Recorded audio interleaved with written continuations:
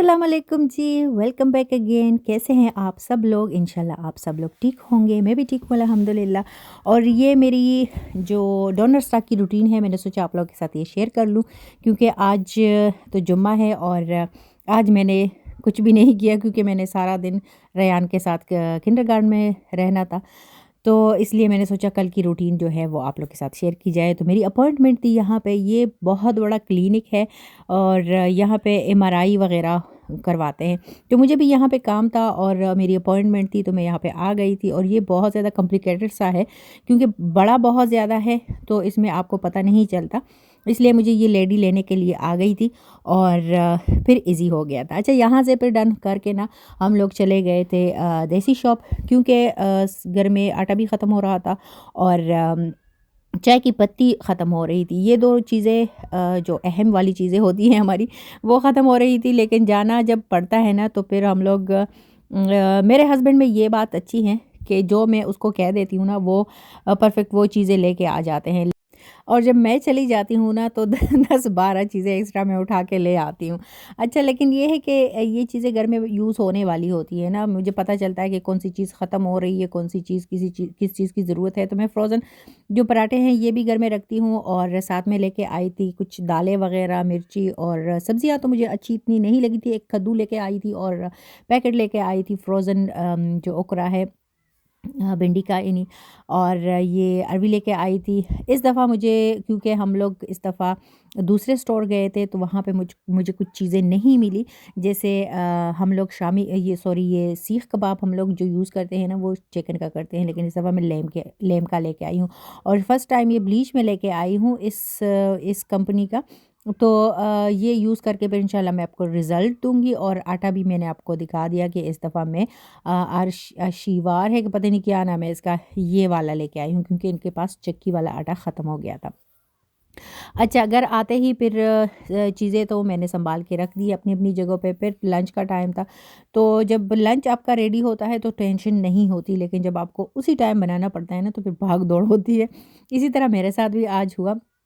पर ये मैंने किया था कि मैं जब जा रही थी सुबह घर से, तो मैंने चावल भी भिगो के रख दिए थे और मैंने चना भी उबाल के रख दिया था। रात से ही मैंने भिगो के रखा था, तो मैंने कुकर में जब हम लोग ब्रेकफ़ास्ट वग़ैरह कर रहे थे, तो मैंने चना भी साथ में उबाल लिया। तो ये फिर ईज़ी हो गया था। और आज मैं पुलाव बना रही हूँ, लेकिन कोई मीट वग़ैरह के साथ नहीं। आज सिंपल चना पुलाव बनाऊँगी और उसके साथ मैं बनाऊँगी शामी कबाब फ्राई करूँगी, जो कि मैंने मेरे ख़्याल में, हाँ जी, मैंने आप लोगों के साथ शेयर किए थे लास्ट व्लॉग में। तो वो फ्रीज़र में पड़े हुए हैं। वैसे नॉर्मली हमारे घर में ना मैं और मेरे हस्बैंड ही खाते हैं शामी कबाब, बच्चे नहीं खाते। और मैं भी तभी बनाती हूँ जब मैं, या तो मैंने बर्गर बनाने होते हैं शामी के, और या फिर चना पुलाव जब मैं बनाती हूँ, तो साथ में मैं ज़रूर शामी कबाब बनाती हूँ। वैसे इतना ख़ास रिवाज हमारे घर में इतना नहीं है, लेकिन जब फ्रीज़र में पड़े होते हैं ना, तो एक खुशी सी होती है कि चलो कुछ ना कुछ है।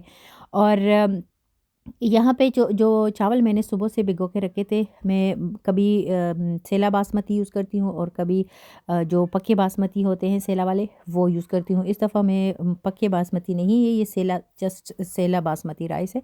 तो इसको भी 2-3 घंटे अगर मैं भिगो के रख दूँ, तो एक तो पतीला भर जाता है और दूसरी ये है कि बात ये है कि ये लंबे हो जाते हैं। अच्छा जी, तो इससे पहले कि मैं भूल जाऊँ, तो रिक्वेस्ट वही होती है जो मैं बिल्कुल हमेशा की तरह शुरू में भूल जाती हूँ आपको बताना, और शुरू में अच्छा भी नहीं लगता ना कि मैं कहूँ कि आप लोग सब्सक्राइब भी कर दो, आप लोग लाइक भी कर दो। तो इसलिए मुझे मिडिल में आके फिर अगर मैं कहती हूँ, तो मुझे इतना बुरा नहीं लगता।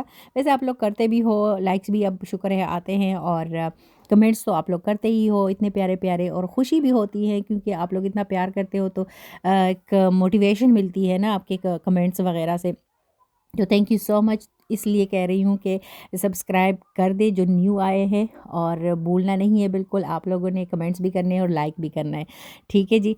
तो यहाँ पे मैं अब फ्राई करूँगी अपने जो कबाब है वो। अच्छा जी, यहाँ पे मुझे एक बात याद आ गई। मुझे इंस्टा पे एक भाई का मैसेज आया है, मुझे नाम तो ख़ैर अब नहीं याद कौन था, कौन है, जो भी है। लेकिन उन्होंने पूछा कि मेरा जो चैनल है वो मोनो है। मैंने कहा हाँ मोनो है। तो कहता है मैंने ख़रीदना है, मैंने इसको बाय करना है। मैं पहले हैरान हो गई, मैंने कहा ये क्या कह रहे हैं। तो वो कहता है हाँ मैंने बाय करना है। मैंने कहा नहीं, ये मेरा पर्सनल चैनल है और ज़ाहिर है मैं इसको कभी भी नहीं बेचूँगी। तो इतनी मेहनत लगती है चैनल को आप बनाते हो, फिर उसको ग्रो करते हो। तो मुझे भी ये मेरा दूसरा साल है और अल्हम्दुलिल्लाह जैसे अब तो चलना शुरू हो गया है इसने, थोड़ी बहुत जैसे क्या कहते हैं उसको, मैं लोगों में अब लोग मुझे थोड़ा बहुत ये है कि जानने लगे हैं मुख्तलिफ़ चैनल वाले। तो और बहुत सारे प्यारे प्यारे से जो लोग हैं वो मुझे कमेंट करते हैं कि वो मेरी बातें उनको अच्छी लगती हैं, उनको मेरी वीडियोज़ अच्छी लगती हैं, तो मैं क्यों बेचूँगी। तो और इस तरह के कमेंट्स आते रहते हैं, इस तरह के मैसेजेस भी आते रहते हैं। जैसे इससे पहले भी एक भाई का मुझे मैसेज आया था इंस्टा पे ही कि वो मुझे अपना चैनल देना चाहते हैं। मेरे ख़्याल में रिंगटोन का कोई था उनका। तो मैंने कहा नहीं, मैं अपना एक चैनल जो है वो चला लूँ, ये भी काफ़ी है मेरे लिए। खैर ये तो चलता रहेगा। यहाँ पे हो गए हैं जनाब कबाब फ्राई। और मैं इंशाल्लाह कल परसों देखती हूँ, मैं अपने किचन का कुछ सेटअप थोड़ा सा मैं चेंज करना चाहती हूँ। और चूँकि यहाँ पे सर्दी शुरू हो गई है, तो सर्दी में मुझे फिर दिन में 1-2 दफ़ा कॉफ़ी ज़रूर चाहिए होती है। कॉफ़ी तो ख़ैर मैं बनाती भी हूँ और जो मशीन मैंने रखा हुआ है, मैं चाहती हूँ कि दूसरा जो मशीन है वो भी निकालूँ, जो जिसमें फ़िल्टर लगता है। तो चाहती हूँ कि किचन में एक छोटा-सा मैं कॉर्नर बनाऊँ स्पेशल कॉफ़ी के लिए। तो वो इंशाल्लाह अगर जब मैंने बना लिया और अच्छा लगा तो मैं आप लोगों के साथ भी शेयर करूँगी। और यहाँ पे मैं करूँगी अब एन्जॉय अपना लंच और आप लोगों से लूँगी इजाज़त।